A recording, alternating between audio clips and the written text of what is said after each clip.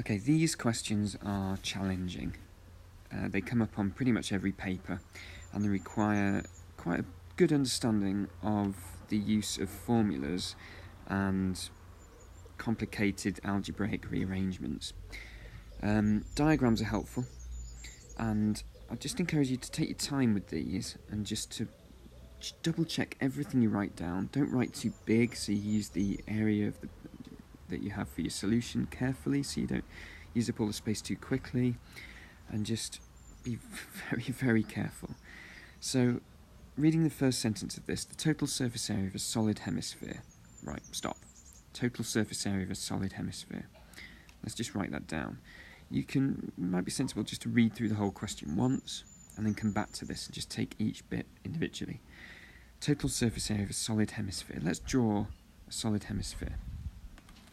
Well, firstly we have the flat bit in the middle where you've chopped a sphere in two. That's a circle. And you also have the curved part, which is half the curved surface area of a sphere. And we're told that that's equal to the curved surface area of a cylinder, and therefore that's not including the top and the base. So those two bits are equal. Right. We've then got this information about the radiuses. The radius of the hemisphere is little r, and the radius of the cylinder is twice that. So we might call that 2r.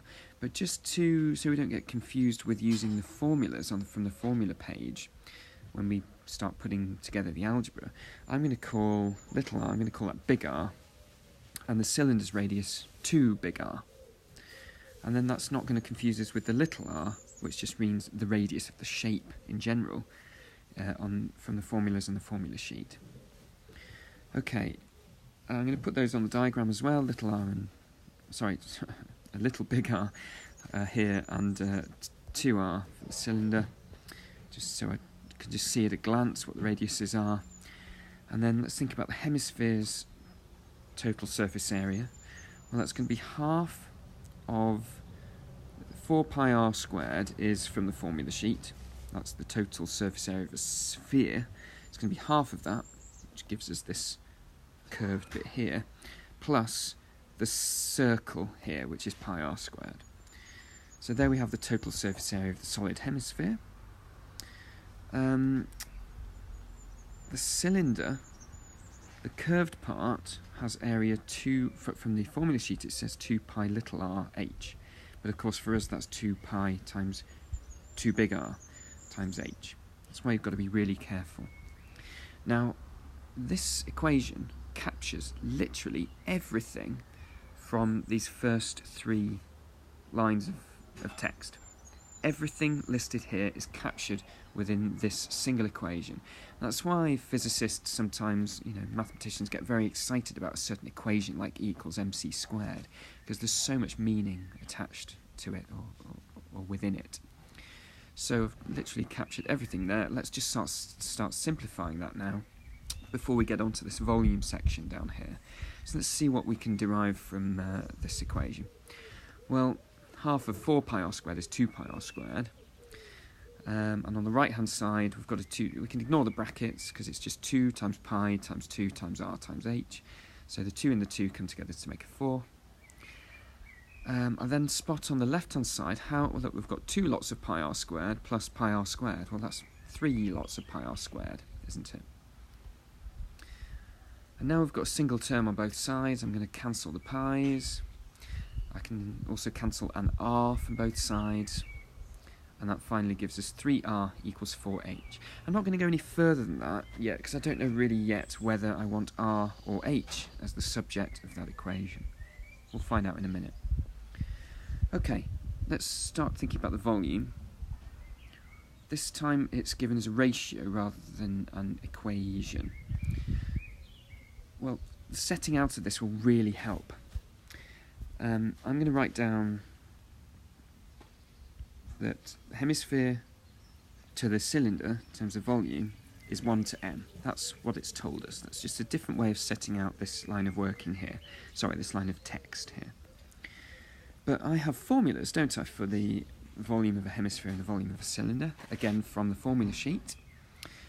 Hemisphere's volume is well, they give you the sphere, don't they? They give you 4/3 pi r cubed on the formula sheet, but we want half of that. And for the cylinder, it's on the formula sheet it's pi r squared h, but remember our little r, is actually 2 big R.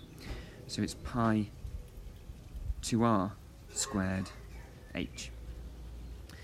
Okay, let's start simplifying this now. It's not an equation, remember, so we can't start moving terms from one side to the other, but we can cancel terms just like we could with an equation, just like we cancelled over here. So half of 4/3 pi r cubed is 2/3 pi r cubed, and we've got 2r all squared here, so don't forget this 2 is being squared. So again, we've got a 4 pi big R squared h. Okay, I can cancel the pi's, and this time I can cancel r squared, leaving just r on the left. Let's write that down. And then I don't really like the fraction, so I'm going to multiply both sides by 3. And then we can cancel a 2 out of both sides, just to give us r not equals, but r to 6h as a ratio. Now we can go one step further and get a 1 on this left-hand side, because then it's going to match up perfectly with this top one, 1 to m.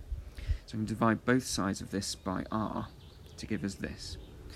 And now we have, if we've got 1 to m over here and 1 to 6h over r down here, then m must equal 6h over r. Let's write that down over here as an equation this time. Brilliant. Now we're almost there. We're trying to find the value of m, but we have it currently as a sort of relationship between h and r. But look, we've got another relationship between h and r over here. Now it doesn't matter which one I cancel, but I think it's easier to replace something in the numerator of a fraction, especially if it's going to be a fraction itself. So I'm going to take this h and I'm going to replace it with what h is from over here. So let's make h the subject over here. I've just divided both sides by 4 to get 3/4 r. And now I'm going to replace this h with 3/4 r. Great, 6 times 3/4 is 4.5, and then the r's cancel, and there's our answer, 4.5.